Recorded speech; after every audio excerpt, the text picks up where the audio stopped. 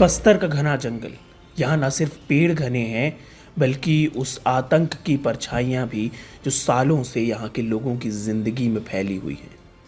लेकिन अब ये जंगल कुछ और कहानियां बयां कर रहा है। कहानी एक ऐसी मुठभेड़ की जिसने 28 माओवादियों के अंत के साथ पूरे बस्तर को हिलाकर रख दिया। और इस मिशन का नेतृत्व कर रहे थे आईपीएस सुंदरराज पतिलिंगम। पर यह सिर्फ एक मुठभेड़ नहीं है, ये है उस अंधेरे के खात्मे की शुरुआत जिसने बस्तर को सालों से जकड़ा हुआ है। लेकिन आखिर क्या हुआ था उस जंगल में? कौन है ये आईपीएस अफसर जिसने अपनी बहादुरी से माओवादियों के मजबूत गढ़ को हिला दिया?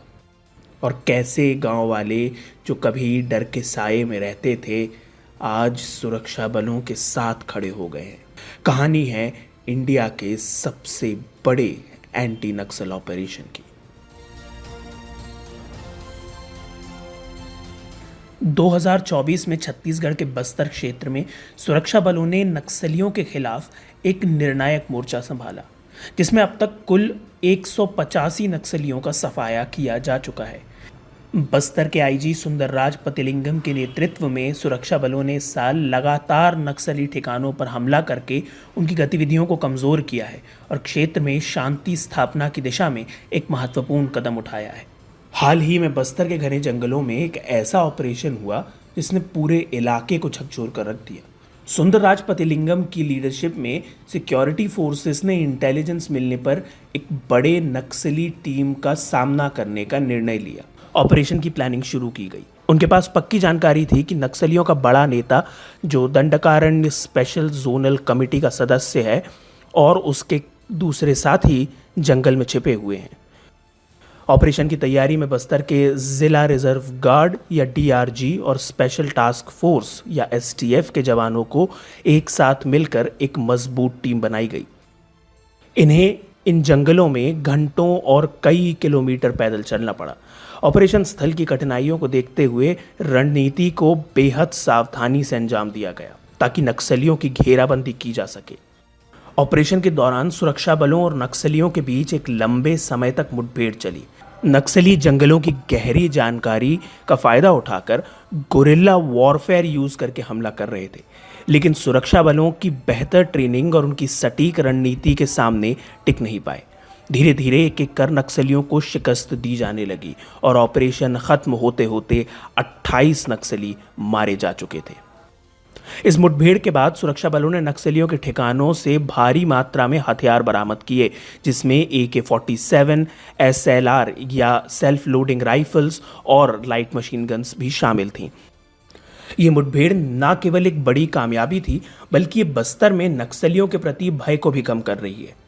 एक समय था जब गांवों के लोग नक्सलियों के डर से उनके लिए अनाज, राशन और दूसरे सामान उपलब्ध कराते थे, लेकिन अब सुंदरराज के नेतृत्व में हुए ऑपरेशनों ने लोगों को ये समझा दिया है कि सरकार और सुरक्षा बल उनके साथ हैं और उनकी सुरक्षा के लिए किसी भी हद तक जा सकते हैं। इस ऑपरेशन के दौरान स्थानीय लोगों से मिले समर्थन ने भी सुंदरराज पतिलिंगम की इस सफलता में बड़ा योगदान दिया। गांव के लोग अब खुलकर सुरक्षा बलों का समर्थन कर रहे हैं। सुंदरराज का कहना है कि लोगों में अब बदलाव की लहर दिखाई दे रही है। पहले जहां नक्सली उनके लिए रक्षक की तरह दिखते थे, अब वे समझ गए हैं कि वे उनके असल दुश्मन हैं। इस मुठभेड़ के बाद एक और महत्वपूर्ण पहलू उभर कर सामने आया है। बस्तर में कई इलाके ऐसे हैं जो नक्सलियों की गतिविधियों की वजह से लंबे समय तक बंद रहे। सुरक्षा बल अब इन इलाकों में नई सड़कें और बुनियादी ढांचे का निर्माण कर रहे हैं ताकि यहाँ के लोग धीरे धीरे सामान्य जीवन की ओर बढ़ सकें। इस ऑपरेशन के बाद कई बंद पड़ी सड़कों को फिर से खोला गया है, जो इस क्षेत्र में विकास के नए अवसर पैदा कर रहे हैं। आईपीएस सुंदरराज पतिलिंगम की एक और जरूरी पहल बस्तर था मत था अभियान रही है। इस अभियान का उद्देश्य नक्सलियों की असलियत को उजागर करना है। इस अभियान के माध्यम से गांव-गांव जाकर लोगों को बताया जा रहा है कि नक्सली वास्तव में कैसे उनके विकास के रास्ते में रुकावट बने हुए हैं। नक्सल प्रभावित क्षेत्रों में महिलाओं और युवाओं को सशक्त बनाने के लिए सुंदरराज ने कई विशेष कार्यक्रम भी शुरू किए हैं।